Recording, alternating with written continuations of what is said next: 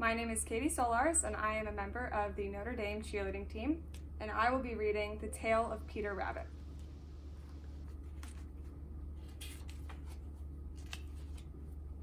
The Tale of Peter Rabbit by Beatrix Potter. Once upon a time, there were 4 little rabbits, and their names were Flopsy, Mopsy, Cottontail, and Peter. They lived with their mother in a sandbank underneath the root of a very big fir tree. "Now, my dear," said old Mrs. Rabbit one morning, "you may go into the fields or down the lane, but don't go into Mr. McGregor's garden. Your father had an accident there. He was put in a pie by Mrs. McGregor. Now run along and don't get into mischief. I am going out." Then old Mrs. Rabbit took a basket and her umbrella and went through the wood to the baker's. She bought a loaf of brown bread and 5 currant buns. Flopsy, Mopsy, and Cottontail, who were good little bunnies, went down to the lane to gather blackberries. But Peter, who was very naughty, ran straight away to Mr. McGregor's garden and squeezed under the gate. First, he ate some lettuces and some French beans, and then he ate some radishes. And then, feeling rather sick, he went to look for some parsley. But round the end of a cucumber frame, whom should he meet but Mr. McGregor? Mr. McGregor was on his hands and knees planting out young cabbage. But he jumped up and ran after Peter, waving a rake and calling out, "Stop, thief!" Peter was most dreadfully frightened. He rushed all over the garden, for he had forgotten the way back to the gate. He lost one of his shoes among the cabbages, and the other shoe amongst the potatoes. After losing them, he ran on 4 legs and went faster, so that I think he might have got away altogether if he had not unfortunately run into a gooseberry net and got caught by the large buttons on his jacket. It was a blue jacket with brass buttons, quite new.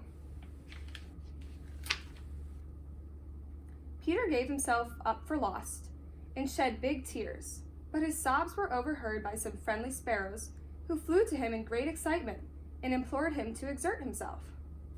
Mr. McGregor came up with a sieve, which he intended to pop upon the top of Peter, but Peter wriggled out just in time, leaving his jacket behind him, and rushed into the tool shed and jumped into a can. It would have been a beautiful thing to hide in if it had not had so much water in it. Mr. McGregor was quite sure that Peter was somewhere hidden in the tool shed, perhaps underneath a flower pot. He began to turn them over carefully, looking under each. Presently, Peter sneezed. "Kerchoo!" Mr. McGregor was after him in no time, and tried to put his foot upon Peter, who jumped out of a window, upsetting 3 plants. The window was too small for Mr. McGregor, and he was tired of running after Peter. He went back to his work. Peter sat down to rest. He was out of breath and trembling with fright, and he had the least idea which way to go. Also, he was very damp from sitting in that can. After a time, he began to wander about, going lippity-lippity, not very fast, and looking all around. He found a door in a wall, but it was locked, and there was no room for a fat little rabbit to squeeze underneath. An old mouse was running in and out over the stone doorstep, carrying peas and beans to her family in the wood. Peter asked her the way to the gate, but she had such a large pea in her mouth that she could not answer. She only shook her head at him. Peter began to cry. Then he tried to find his way straight across the garden, but he became more and more puzzled. Presently, he came to a pond where Mr. McGregor filled his water cans. A white cat was staring at some goldfish. She sat very, very still, but now and then the tip of her tail twitched as if it were alive. Peter thought it best to go away without speaking to her. He had heard about cats from his cousin, little Benjamin Bunny.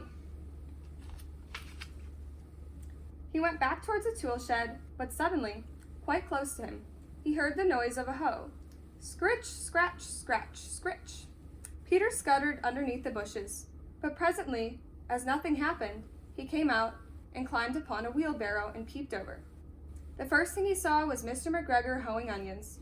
His back was turned towards Peter, and beyond him was the gate. Peter got down very quietly off the wheelbarrow and started running as fast as he could go. along a straight walk behind some black currant bushes. Mr. McGregor caught sight of him at the corner, but Peter did not care. He slipped underneath the gate and was safe at last in the wood outside the garden. Mr. McGregor hung up the little jacket and the shoes for a scarecrow to frighten the blackbirds. Peter never stopped running or looked behind him till he got home to the big fir tree.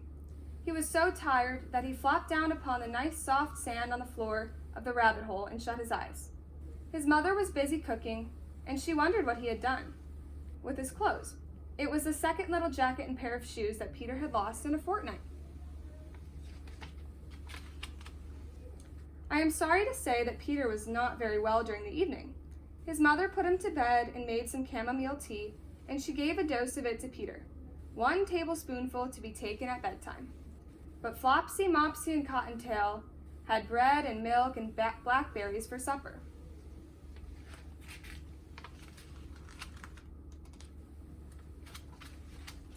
And that's the end of the tale of Peter Rabbit.